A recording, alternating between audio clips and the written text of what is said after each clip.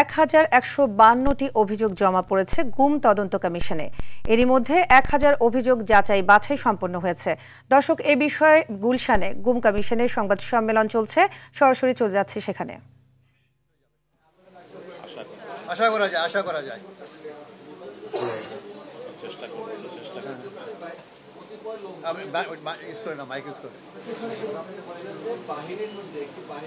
কতিপয় লোকজনের জন্য এই গুম সংক্রান্ত বিষয়গুলো ঘটেছে।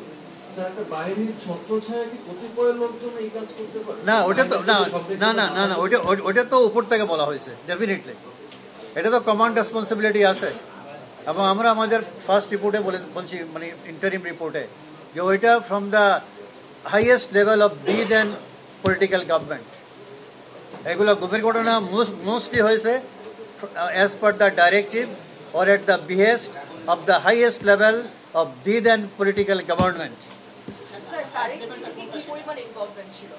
আমরা পাচ্ছি এখন তো শেষ হয় নাই, শেষ হইলে বুঝতে পারবো, কিন্তু পাচ্ছি আমরা, বললাম তো আমরা পাচ্ছি, ইন্টারভিউ রিপোর্টে আমরা বলছি এগুলো আমরা পাচ্ছি, তো বললাম তো আমরা পাচ্ছি। আমাদের শুনেন, এটা খেয়াল রাখবেন, আমাদের প্রত্যেক রিপোর্টে যেটা দিয়েছি আমরা, ফার্স্ট ইন্টারভিউ রিপোর্টে, সেকেন্ড ইন্টারভিউ রিপোর্টে তাই হবে, এবং ফাইনাল রিপোর্টে তাই হবে। আমাদের প্রত্যেকটা অবজারভেশন, প্রত্যেকটা ফাইন্ডিং থাকবে এভিডেন্স বেসড, সাক্ষ্য প্রমাণের উপর নির্ভরশীল থাকবে। আমরা সবগুলো থাকবে এভিডেন্স বেসড। আমরা তো এভিডেন্সের বাইরে যাওয়ার কোনো সুযোগ নাই। যদিও ট্রায়ালটা হবে by the ICT on the base of the chargesheets given by the investigating team of the ICT. তাদের তো ইনভেস্টিগেটিং টিম আছে, চার্জশিট দেওয়ার দায়িত্ব তাদের, এটা আমাদের না। কথা বুঝছেন? আমরা আগের মিটিংয়ে আমরা বলছি, প্রেস কনফারেন্সে বলছি, যে এই কমিশনটা একটা ফ্যাক্ট ফাইন্ডিং কমিশন, ওইটা আমরা ইনভেস্টিগেটিং এজেন্সি না বা প্রসিকিউটিং এজেন্সি না।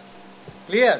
But they may make use of the materials that will be reflected in our first interim report. হ্যাঁ, আমরা যাবো। এটা তো it's a continuing process, it's an ongoing process. যাবো আমরা।